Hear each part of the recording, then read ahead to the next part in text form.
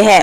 मुस्लिम साथ दे तो हम बीजेपी को हरा देंगे, मायावती। और ये कथन लोकतंत्र का है। मुसलमान और यादव को एकजुट होकर अपनी ताकत हिंदुत्व को दिखानी चाहिए, लालू प्रसाद यादव। ये कथन भी लोकतंत्र है। मुस्लिम और दलितों को एक हो जाना चाहिए, केजरीवाल। ये भी लोकतंत्र है। मुसलमान और यादव हमारी ताकत हैं, मुलायम सिंह। ये भी लोकतंत्र है। मुसलमान मेरे दिल में है, मुसलमान मेरा भाई है। मैं इस्लाम को मिटने नहीं दूंगा, इस्लाम मेरी रूह में है।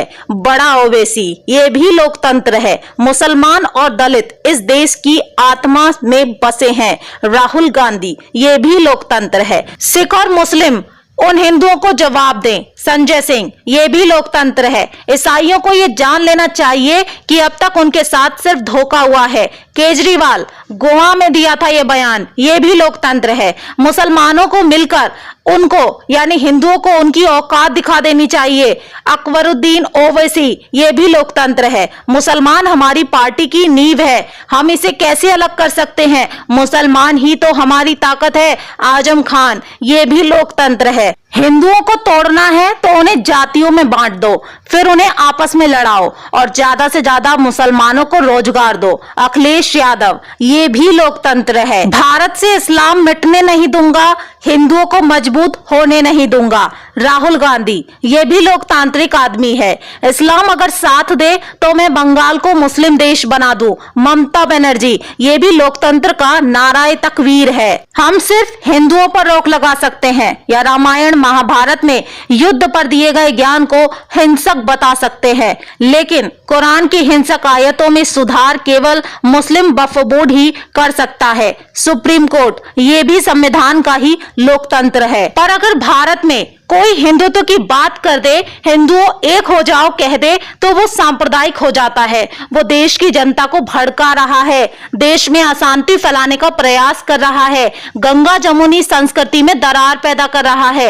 वर्तमान परिस्थिति में हमारे देश में हिंदुत्व की बात करना एक सांप्रदायिकता कहलाता है। सांप्रदायिकता और देश में तनाव फैलाने की कोशिश माना जाता है।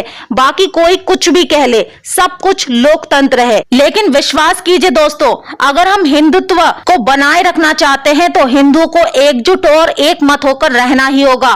तुम योग का विरोध करते हो, वो विश्व को योग करवाता है। तुम अपने परिवार की मूर्तियां बनवाते हो, वो छत्रपति शिवाजी महाराज और सरदार वल्लभ भाई पटेल की मूर्तियां बनवाता है। तुम हज हाउस और जुम्मे की छुट्टियां और हज सब्सिडी घोषित करते हो, वो चार धाम को जोड़ने वाली सड़कें बनवाता है। तुम इफ्तार की पार्टियां उन मुसलमानों को देते हो, वो राष्ट्रपति भवन में हवन करवाता है। तुम तुष्टिकरण करते हो, वो विकास की राह दिखाता है। तुम जातिवाद फैलाते हो, वो हिंदुत्व का स्वाभिमान जगाता है। तुम उसकी राह में कीचड़ फैलाते हो, वो कीचड़ में भी कमल खिलाता है। अब एक तुलनात्मक अध्ययन दोस्तों आप देखिए कि भारत का अन्य देशों के साथ रिश्ता कैसा है।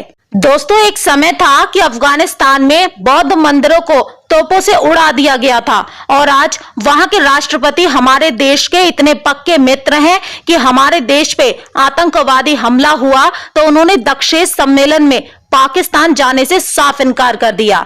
एक समय था जब ईरान हमारी एक नहीं सुनता था, आज उन्होंने भारत को चाबार बंदरगाह बनाने और ईरान में अपनी फौजें रखने की इजाजत दे दी है। एक समय था कि नॉर्थ ईस्ट में टेररिस्ट हमला करके म्यांमार भाग जाया करते थे, आज वहां की सरकार के सहयोग से इंडियन आर्मी ने वहीं जाके उनके टेररिस्ट कैंप को तबाह कर दिया।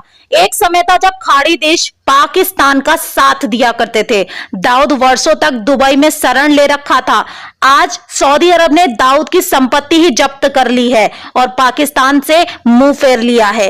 एक समय था जब खाड़ी देश भारत को कमजोर और गरीब समझते थे, आज अचानक ऐसा क्या हुआ जो उन्होंने भारत के पीएम के आगमन पे अपने यहाँ पहला हिंदू मंदिर बनाने के लिए जमीन दे डाली। आज अचानक क्या हुआ जो बुर्ज खलीफा तिरंगे में रंगा दिखने लगा।